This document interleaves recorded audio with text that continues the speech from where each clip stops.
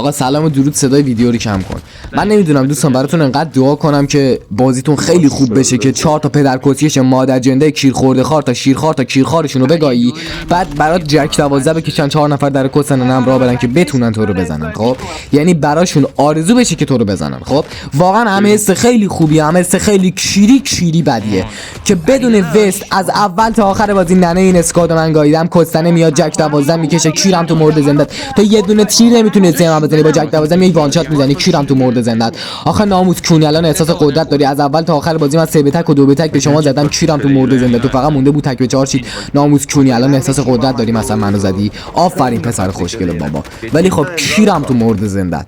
اینم بدون که یه گیم برای بازی و تفریح، نه اینکه بخوای کیر کنی تو اعصاب بقیه. ناموس کسه اینجا رو نگاه کن. آخه ننه کونیا چی میگید در کونه هم دارید کمپ میکنید. ناموس کسه با جک 12 علی تن به بخ نمیده.